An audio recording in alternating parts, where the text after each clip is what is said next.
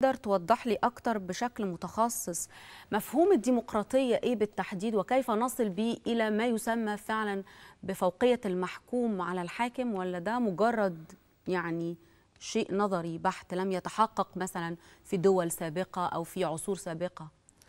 هي درجات بس هي المشكلة ان احنا ننتقل لهذه الثقافة، لانه الفترة اللي فاتت دي كلها ما كانش فيها ادنى ثقافة ديمقراطية.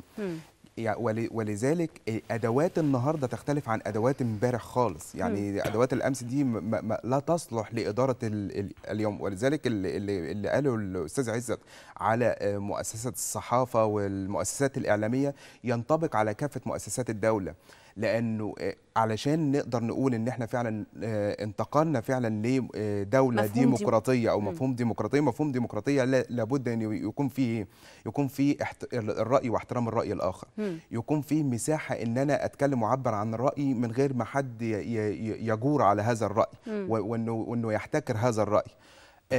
يكون في فعلا رأي للأغلبية، ولكن تصان حقوق الأقلية. ولذلك جوه المؤسسة البرلمانية هنا أنا بتكلم على أنه الأحزاب كمان اللي خدت الأغلبية لابد أن تصون حقوق الأقلية أو المعارضة اللي أصبحت موجودة في البرلمان. وإحنا النهاردة البرلمان بتاعنا، البرلمان المصري، أصبح فيه ظاهرة غريبة ما كانتش موجودة قبل كده، أنه أصبح فيه ممثل أكتر من 20 حزب جوه البرلمان. ويمكن دي من منجزات الثوره انه اشوف برلمان بهذه التركيبه. ولذلك انا مش متخوف من القادم، بس بنقول لازم ثقافه الديمقراطيه تبدا ان احنا نتدرب عليها ونتعلم عليها، ونصبر شويه على ان الناس فعلا تتعلم ثقافه الديمقراطيه. علشان كده مسارات الثوره لازم تكون مسارات متوازيه، يعني المسار السياسي جنب المسار الاقتصادي جنب المسار الاجتماعي والمسار الإداري، لأنه أس الفساد في العملية الإدارية. كل مؤسسة موجود فيها ثقافة الناس مش متخيلة، يعني اللي مش متخيل النهاردة يكون الإخوان هم اللي قاعد على كرسي رئيس المجلس، صحيح. فهو مش متخيل تمام إن هياخد رأي من جوه المؤسسة البرلمانية. طب مش إيه تحفظات حضرتك وأيضا أستاذ عزت على هذا البرلمان الحالي؟ في تحفظات؟ البرلمان انا مش هقدر احكم عليه دلوقتي، يعني البرلمان ايه رايك في التمثيل النسائي مثلا؟ المشكله الكبيره هو كلها في التركيبه. المشكله الكبيره اللي حصلت كلها في التركيبه، ولكن التركيبه اللي يشفع ليها انه التركيبه دي اتت من انتخابات برلمانيه، يعني يكاد حقيقية. الجميع يقول عليها انها انتخابات نزيهه.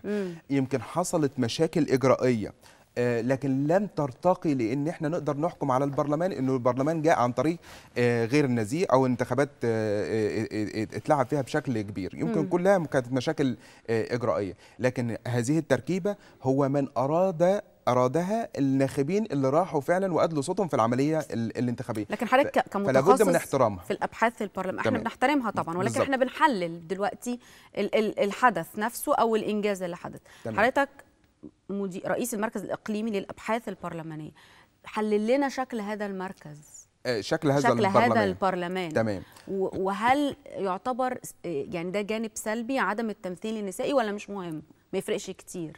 خلينا نقول اولا البرلمان اللي موجود حاليا فيه تركيبه مغايره جدا لكل التركيبات اللي كانت موجوده قبل كده، ودي حاجه ايجابيه جدا.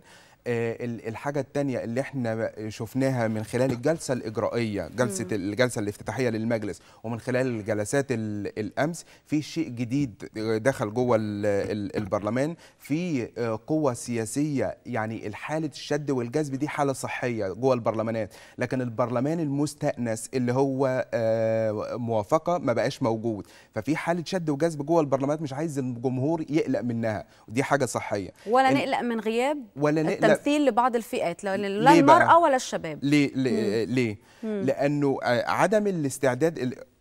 قواعد العمليه الانتخابيه تختلف عن الامور الاخرى، فقواعد العمليه عدم استعداد الشباب او المراه للعمليه الانتخابيه نفسها، ده جزء.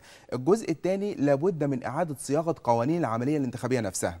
يعني ما ينفعش اقول لشاب ان سقف الدعايه في العمليه الانتخابيه كذا، ونلاقي فيه احزاب وكتل سياسيه بتخترق هذا السقف. ما ينفعش ان احنا نخترق قوانين العمليه الانتخابيه ونقول ان الشباب كان فيه تكافؤ فرص. ما ينفعش نقول انه في دوائر بهذا الحجم وتخوض فيها المراه عمليه انتخابيه ونتوقع ان هي تيجي في البرلمان من خلال الانتخاب. يعني الظروف اللي تمت فيها الانتخابات لم تهيأ لتمثيل مرأة أو شباب لهذا التمثيل، بس هي دي مش هي دي القضية الكبرى. القضية الكبرى إن البرلمان فعلا لازم تحقق فيه صفتين، النيابة والتمثيل. النيابة والتمثيل مش شرط بالوجود المادي جوه البرلمان ولكن بالقضايا نفسها. يعني ممكن يكون عدد السيدات اللي موجودين في البرلمان النهارده 11 سيدة، ولكن يتم إنجاز أهداف كبرى للمرأة مثلا. بالظبط. فالعبرة بالنتائج هنا مش بالتمثيل. وده ما سننتظره في الأيام القادمة عشان يبرهن البرلمان أنه برلمان يمثل كافة فئات المجتمع. الشباب اللي ما قدرش يوصل للبرلمان عشان قواعد اللعبة الصعبة وقواعد اللعبة الانتخابية الصعبة، لابد أن يكون له صوت جوه البرلمان أيا كان الصوت ده جاي من شباب أو جاي من كبار السن. المهم أن المؤسسة البرلمانية ونواب البرلمان لابد أن يعوا تماما مجموعة من الأشياء. لابد أن يعوا قيمة المؤسسة التشريعية وأنها مؤسسة سياسية ذات طبيعة شعبية، يعني بتاعت الجماهير. ولابد أن يعوا أن هذه المؤسسة صاحبة ولاية على كل المؤسسات التشريعية. يعني ما نرجعش زي الأول تاني أن المؤسسة تبقى في حضن المؤسسة التنفيذية وتبقى أدنى من المؤسسة التنفيذية. بالظبط. أستاذ عزت.